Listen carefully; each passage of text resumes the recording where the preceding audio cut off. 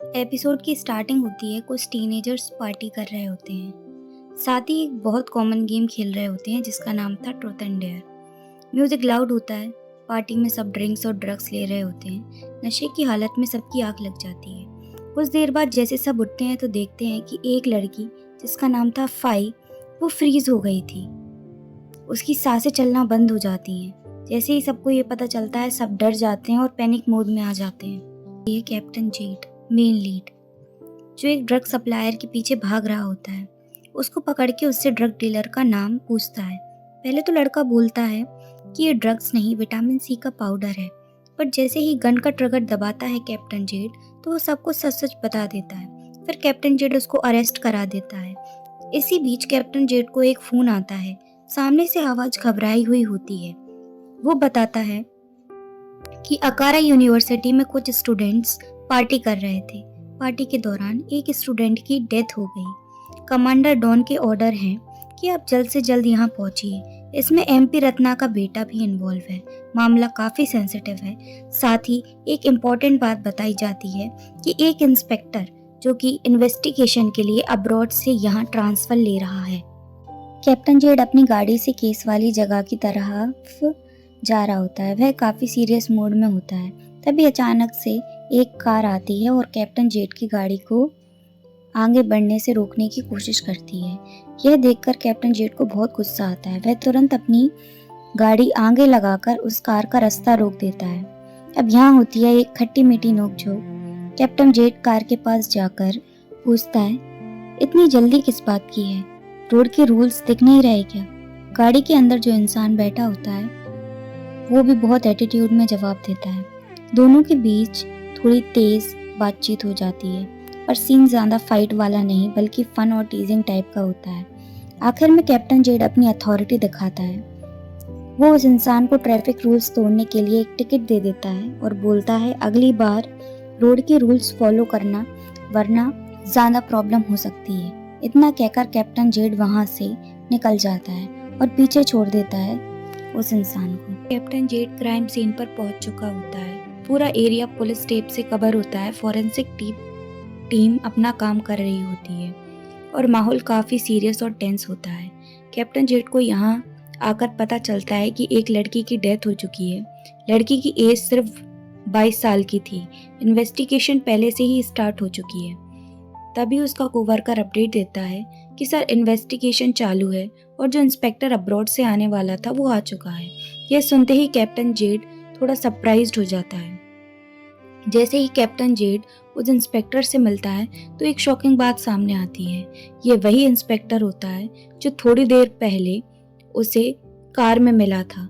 Captain Z तुरंत बोल पड़ता है, तुमने मुझे पहले क्यों नहीं बताया कि तुम इंस्पेक्टर हो? इंस्पेक्टर शांत रहते हुए जवाब देता है, मैं पहले देखना चाहता था कि तुम काम कैसे करते हो।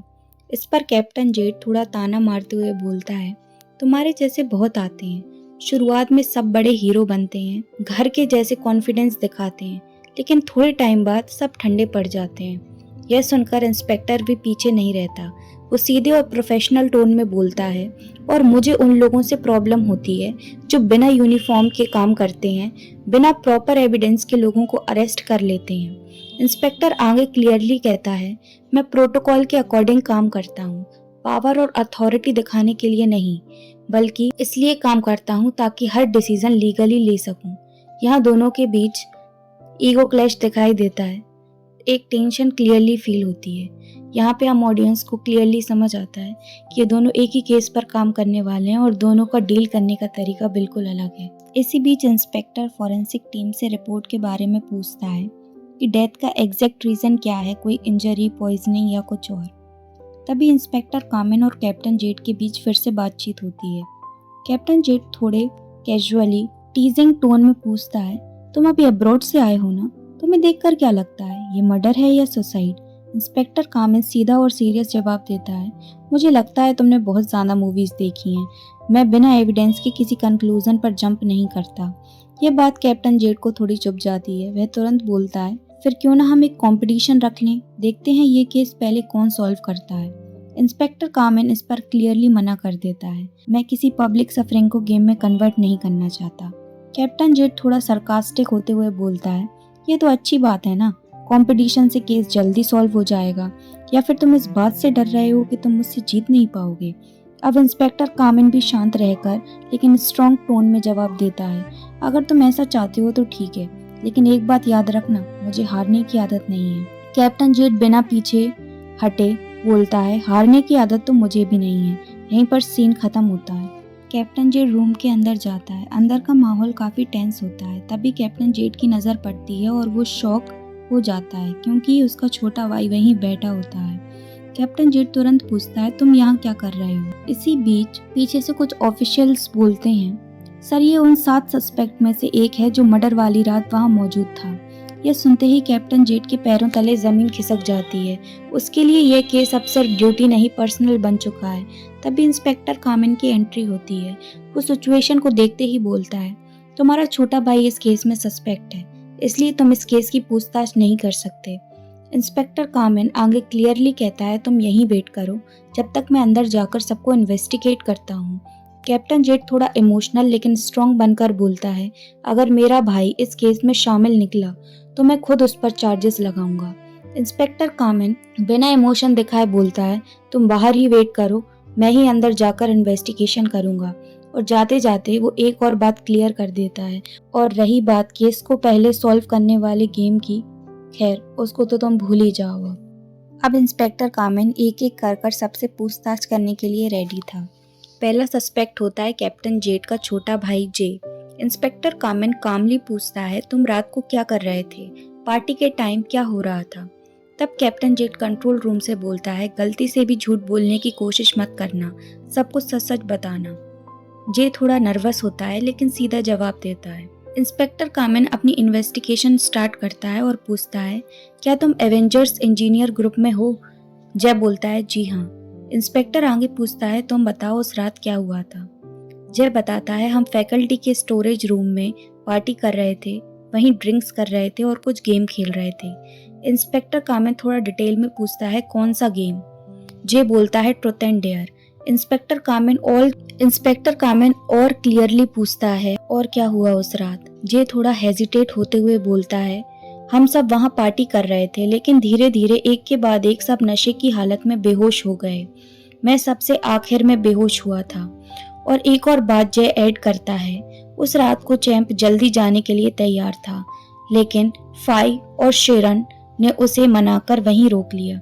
यह सुनते ही इंस्पेक्टर कामिन के एक्सप्रेशन और सीरियस हो जाते हैं। अगला सस्पेक्ट टाइम होता है। इंस्पेक्टर कामिन उससे पूछता है कि उस रात ड्रिंक्स किसने मिक्स की थी? टाइम बोलता है, ड्रिंक्स मैंने मिक्स नहीं की, टोंगला ने मिक्स की थी। फिर टाइम एक और बात बताता है। वो कहता है, जब आइस खत्म हो गई थी और मैं बाहर लेने गया, तब मैंने चैंप और शीरन को आपस में लड़ते हुए देखा। इंस्पेक्टर कामिन पूछता है, क्या वो दोनों डेट कर रहे थे? टाइम जवाब देता है, नहीं वो डेट नहीं कर रहे थे, लेकिन चैंप फाई को डेट कर रहा था। इंस्पेक्टर फिर पूछता है, तो मतलब ये लड़ाई फाई की वजह से हुई थी? इस पर टाइम चुप हो जाता है, कोई जवाब नहीं देता।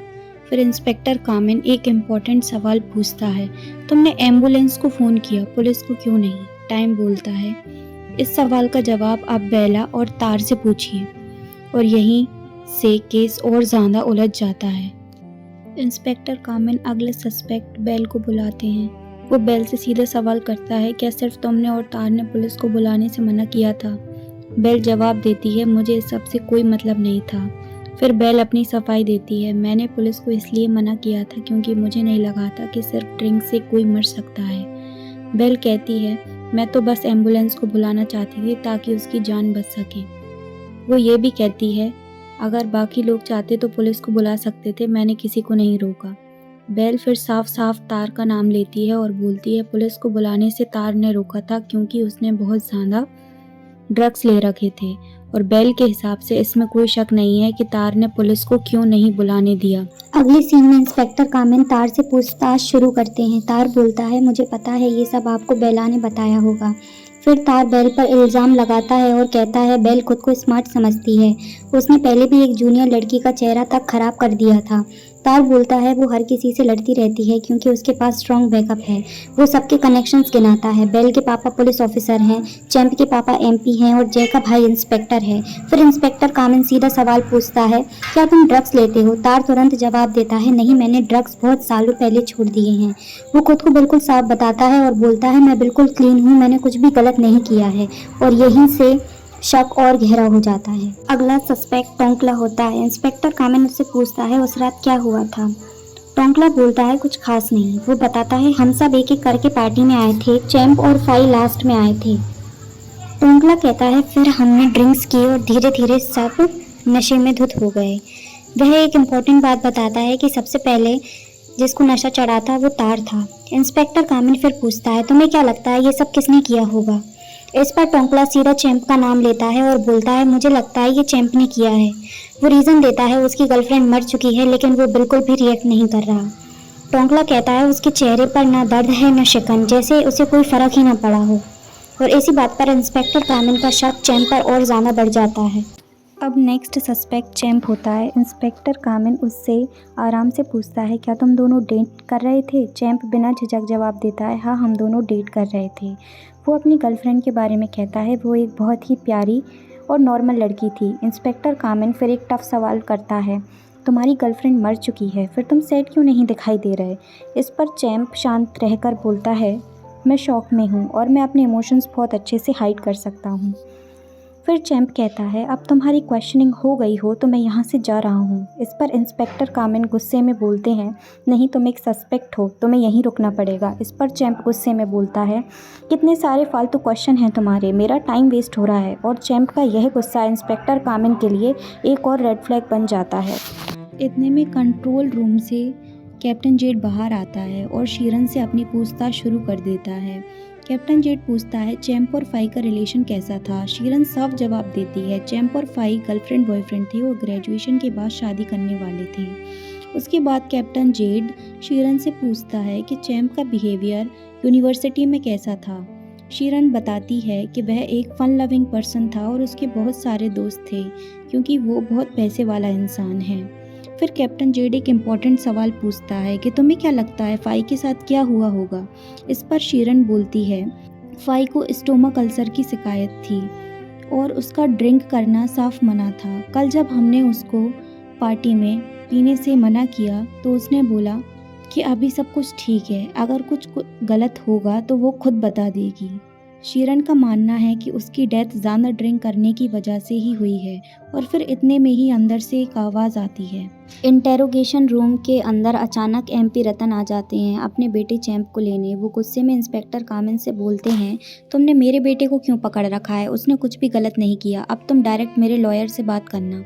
ये सुनते ही इंस्पेक्टर कामिन भड़क जाता है और बोलता है, तुम्हारा बेटा एक सस्पेक्ट है, इसलिए उसे यहीं रुकना पड़ेगा। तभी वहाँ कैप्टन जेड की एंट्री होती है। वो सिचुएशन को संभालते हुए बोलता है, सॉरी सर, इंस्पेक्टर कामिन अभी यहाँ नए आए हैं, अगर हमें किसी तरह की पूछताछ करनी होगी तो हम आपसे डायरेक्ट कांटेक्ट करेंगे। इतना सुनते ही एमपी रतन अपने बेटे चैंप को लेकर वहाँ से चले जाते हैं। उसके जाने के बाद कैप्टन जेड इंस्पेक्टर कामिन से धीरे से बोलता है, तुमने तो बहुत बड़े आदमी से पंगा लिया है। चैंप एमपी रतन का बेटा है। इस पर इंस्पेक्टर कामिन बिना डरे बोलते हैं, मुझे इससे कोई फ़र्क नहीं पड़ता। वो आगे कहता है, अब तो दूसरा ड्रग्स का मामला भी सामने आ गया है, मैं फॉरेंसिक रिपोर्ट से सब कुछ साबित कर दूंगा। कैप्टन थोड़ा झिझक कर बोलता है, थोड़ा सब्र करो, तुम आज ही नए आए हो। इंस्पेक्टर कामिन ठंडी आवाज़ में जवाब देता है, सब्र बाद में करेंगे, पहले हमें तुम्हारे भाई के साथ डिनर पर जाना है। अब इंस्पेक्टर कामिन कैप्टन जेड और जे के साथ डिनर पर जाता है। डिनर के दौरान जेड जे से पूछता है, तुमने हमें पहले क्यों नहीं बताया कि बेला और तार तुम्हें पुलिस को बताने से मना किया था? जय थोड़ा झिझक कर बोलता है, मैं अपने दोस्तों को फंसाना नहीं चाहता था। यह सुनते ही कैप्टन जेड गुस्से में बोलता है, तुम अपने दोस्तों को बचा रहे हो लेकिन जिसकी जान गई उसका क्या? जय तुरंत जवाब देता है, मुझे अपने दोस्तों पर पूरा भरोसा है, उन्होंने फाई को नहीं मारा। इंस्पेक्टर कामिन बीच में पूछता है, तुम लोग कब से दोस्त हो? जय बोलता है, फ्रेशमैन ईयर से। बात का मूड थोड़ा हल्का करने के लिए इंस्पेक्टर कामिन बोलता है, मैं यहाँ नया हूँ, मुझे रोड के आसपास कोई अच्छी खाने की जगह नहीं पता। जे पूछता है तुम कहाँ से आए हो। इंस्पेक्टर जवाब देता है मैं यूएस से आया हूँ। यह सुनकर जय थोड़ा सरप्राइज होता है और बोलता है तुम आज ही आए हो और मेरे बड़े भाई के ऑलरेडी बॉस बन गए हो। डिनर टेबल पर हंसी के साथ एक अजीब सी टेंशन भी महसूस हो रही थी। अब इंस्पेक्टर कामिन ने जय से सवाल पूछा, क्या तुम दोस्तों के बीच आपस में लड़ाई होती थी? जय बोलता है दोस्तों में छोटी मोटी बहस तो होती रहती है, पर एक बार सबसे बड़ी लड़ाई का जिक्र करता है। फिर वो एक सबसे बड़ी लड़ाई का जिक्र करता है। जय बताता है फ्रेशमैन ईयर की एक पार्टी में जब हम टाइम के घर गए थे, तार ने फाई पर ट्राई मारने की कोशिश की थी क्योंकि उसे लगता था फाई उसे पसंद करती है, लेकिन जय कहता है फाई सबसे प्यार से ही बात करती थी। इसी बीच चैंप आया और उसने फाई को बचाया और उस दिन से दोनों की डेटिंग शुरू हो गई थी। इंस्पेक्टर कामिन फिर पूछता है फिर तुमने तार से दोस्ती क्यों नहीं तोड़ी? जय जवाब देता है चैंप नहीं चाहता था कि इस बात का हमारी दोस्ती पर कोई असर पड़े, इसलिए जय बोलता है हमने उस बात को भुला दिया और नॉर्मल फ्रेंडशिप आगे चलती रही। पर इंस्पेक्टर कामिन के दिमाग में यह बात अब घूम रही होती है। ये सब सुनते ही कैप्टन जेड अपने छोटे भाई पर गुस्सा हो जाता है। वो तेज़ आवाज़ में बोलता है ये बात तुमने कंट्रोल रूम में इन्वेस्टिगेशन के टाइम क्यों नहीं बताई? जय थोड़ा इरिटेट होकर जवाब देता है मैं अब बता तो रहा हूँ। फिर वो सीधा कैप्टन को बोलता है और तुम जिस तरीके से सवाल करते हो उसमें मुझे कुछ भी बताने का मन नहीं करता। इस छोटी सी बात से भाइयों के बीच का टेंशन बिल्कुल सामने आ जाता है। के बाद इंस्पेक्टर कामिन और कैप्टन जेड वापस ऑफिस आ जाते हैं। ऑफिस में इंस्पेक्टर अपना सामान सेट कर रहा होता है। कैप्टन जेड थोड़ा मजाक में बोलता है तुम इतना सारा सामान क्यों लेकर आए हो? इंस्पेक्टर कामिन सीधा जवाब देता है मैं यहाँ काम करने आया हूँ, मजाक करने नहीं। इतने में वहाँ कमांडर डॉन आ जाता है। वो बोलता है पहला केस और वो भी इतना बड़ा। इंस्पेक्टर कामिन शांत रहकर कहता है मैं अपना बेस्ट देने का ट्राई करूँगा। कमांडर आगे बोलता है एक और केस है जो तुम्हें इसी के साथ लिंक करके सॉल्व करना होगा। वो केस है ड्रग्स और ड्रग डीलर का। कमांडर के जाने के बाद कैप्टन जेड इंस्पेक्टर से पूछता है तुम पर ऑलरेडी बहुत प्रेशर है, क्या तुम गिव अप करने के बारे में सोच रहे हो? इंस्पेक्टर कामिन बिना सोचे समझे जवाब देता है गिव अप करना होता तो आज मैं इंस्पेक्टर होता ही नहीं। और यहीं से क्लियर होता है कि यह केस इतनी आसानी से ख़त्म होने वाला नहीं है।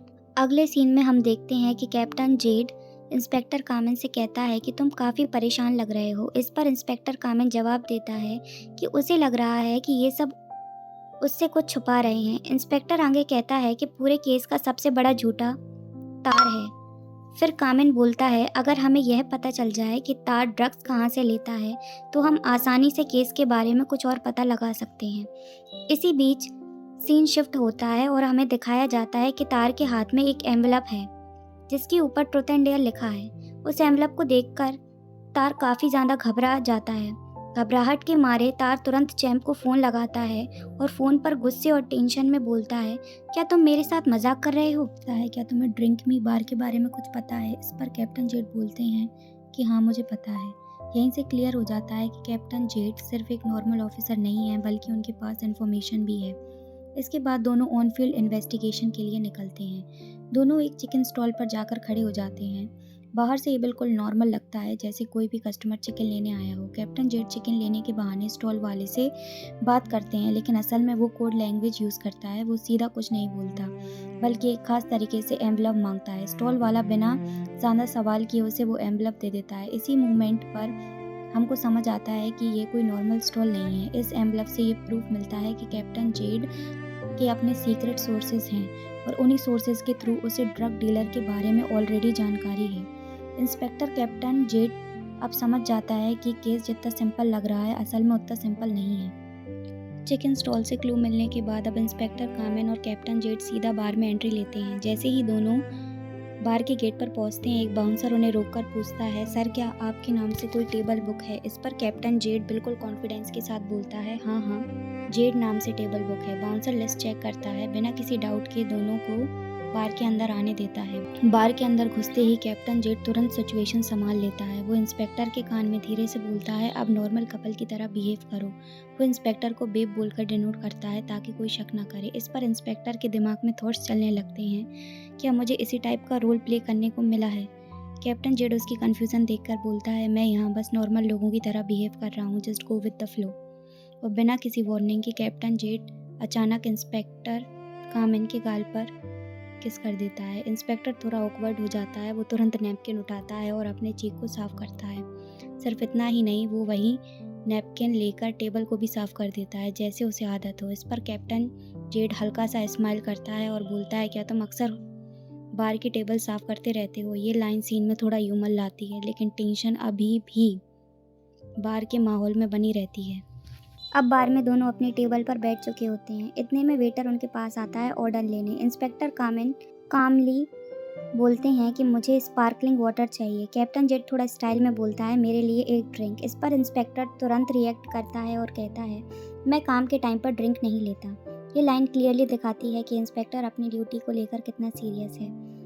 तभी टेबल सीन में एक ट्विस्ट आता है। एक दूसरा लड़का आकर इंस्पेक्टर कामिन को अप्रोच करता है और पूछता है, माइंड करोगे अगर हम साथ में ड्रिंक लें? और क्या आप दोनों डेट कर रहे हो? इंस्पेक्टर थोड़ा सरप्राइज्ड होकर बोलता है, क्या तुम्हें लगता है मेरा टेस्ट ऐसा है? लड़का हल्का सा स्माइल करता है और कहता है, ये तो और अच्छी बात है। अगर तुम सिंगल हो तो तुम मेरी टेबल को ज्वाइन कर सकते हो। ये सुनते ही कैप्टन जेड सिचुएशन को कंट्रोल में ले लेता है। वो इंस्पेक्टर कामिन को अपनी तरफ खींच लेता है, बिल्कुल क्लोज जाकर। फिर वो उस लड़की को क्लियरली बोलता है, my boy is not free, और अपनी जैकेट थोड़ी सी हटाकर अपनी गन भी दिखा देता है। इंस्पेक्टर कामिन थोड़ा इरिटेट होकर धीरे से बोलता है, इसमें गन दिखाने की क्या ज़रूरत? कैप्टन जेड बिना इमोशन के जवाब देता है, ऐसे ही ऐसे घटिया लोगों से बचा जा सकता है। इंस्पेक्टर के मन में थॉट आता है, इस हिसाब से तो मैं खुद ही डील कर लेता। यह सुनकर कैप्टन जेड उसकी तरफ देखता है और बोलता है, क्या तुम सच में खुद से डील कर सकते थे? यहीं पर सीन खत्म होता है। इतने में ही बार के क्राउड के बीच इंस्पेक्टर कामिन को वो ड्रग डीलर दिखाई देता है। इंस्पेक्टर बिना टाइम वेस्ट किए बोलता है कि वो अकेले उसके पीछे जाएगा। इस पर कैप्टन जेड तुरंत वार्न करता है, अकेले जाओगे तो मारे जाओगे, मुझे बैकअप बुलाने दो। लेकिन सिचुएशन टाइट होती जा रही होती है, इसलिए दोनों मिलकर ड्रग डीलर का पीछा करते हैं। जैसे ही वो आगे बढ़ते हैं, उन्हें एक बाउंसर दिखता है। उस बाउंसर को देखते ही कैप्टन जेड धीरे से बोलता है, ये मुझे जानता है, ये जानता है कि मैं कॉप हूँ। डेंजर बढ़ चुका होता है। तब इंस्पेक्टर कामिन स्मार्ट मूव करता है। वो कैप्टन जेड के बिल्कुल क्लोज आ जाता है ताकि बाउंसर का ध्यान उन पर ना जाए और कैप्टन जेड एक्सपोज होने से बच जाए। इसी बीच कैप्टन जेड चुपके से अपनी टीम को बैकअप के लिए इन्फॉर्मेशन दे देता है और अगले ही मोमेंट पुलिस रेड मार देती है। पूरे एरिया में हलचल मच जाती है। ड्रग डीलर भागने लगता है और इंस्पेक्टर कामिन सीधा उसके पीछे दौड़ता है। इंस्पेक्टर 2 एक्यूरेट गनशॉट मारता है जिससे ड्रग डीलर वहीं घायल होकर गिर जाता है। कैप्टन जेड इम्प्रेस्ड होकर बोलता है, तुम्हारा निशाना काफ़ी परफेक्ट है। ड्रग डीलर को तुरंत अरेस्ट कर लिया जाता है। वैसे तो ये केस बिल्कुल ईजी था, केले का छिलका छीलने की तरह, बस फ़र्क इतना है कि तुमने गन से छील दिया। यह कैप्टन जेड थोड़ा सरकास्टिक टोन में बोलता है। ऑपरेशन के बाद इंस्पेक्टर कामिन कैप्टन जेड को एक टिकट देता है और बोलता है, कहीं तुम ड्रिंक एंड ड्राइव के बारे में तो नहीं सोच रहे? कैप्टन जेड बिना बहस किए अपनी कार की कीज़ अपने कोवर्कर को दे देता है। फिर इंस्पेक्टर बोलता है, तुम मेरे साथ चलोगे। नेक्स्ट सीन, बार आफ्टर केस। इंस्पेक्टर कामिन कैप्टन जेड को एक दूसरे बार में ले जाता है, सिर्फ ड्रिंक के लिए। कैप्टन जेड थोड़ा कंफ्यूज्ड होकर पूछता है, तुम मुझे ड्रिंक क्यों ऑफर कर रहे हो? इंस्पेक्टर के मन में थॉट आता है, क्योंकि हम एक साथ इस केस पर काम कर रहे हैं और तुमने मेरी हेल्प की। थोड़ी देर बाद हम देखते हैं कैप्टन जेड ड्रंक होने की एक्टिंग कर रहा होता है और बार बार इंस्पेक्टर के क्लोज आने की कोशिश कर रहा होता है। इंस्पेक्टर थोड़ा ऑकवर्ड होकर बोलता है, तुम किसी को मत बताना कि तुम मेरे अंडर काम करते हो, वरना मुझे बहुत शर्म आएगी। इस पर कैप्टन जेड सीरियस हो जाता है और बोलता है, मैं किसी को अपना बॉस नहीं मानता, सिर्फ उसी को अपना बॉस मानूंगा जिससे मैं प्यार करूँगा। ये लाइन इंस्पेक्टर को थोड़ा सरप्राइज कर देती है। इंस्पेक्टर मनी मन सोचता है, इसने बहुत ज़्यादा पी ली है। वो बोलता है, मैं तुम्हें घर छोड़ देता हूँ। कार में बैठते वक्त कैप्टन जेड हल्की सी स्माइल के साथ पूछता है, क्या तुम मेरे बारे में कुछ और सोच रहे हो? इंस्पेक्टर कोई जवाब नहीं देता, बस कार ड्राइव करता है और कैप्टन जेड को सेफ उसके घर पहुंचा देता है। यहीं से उन दोनों के बीच सिर्फ प्रोफेशनल रिलेशनशिप नहीं बल्कि एक पर्सनल कनेक्शन भी डेवलप होना शुरू हो जाता है। आगे देखना होगा कि ये कनेक्शन उनके केस को स्ट्रॉन्ग करेगा या उनके लिए डेंजर बन जाएगा।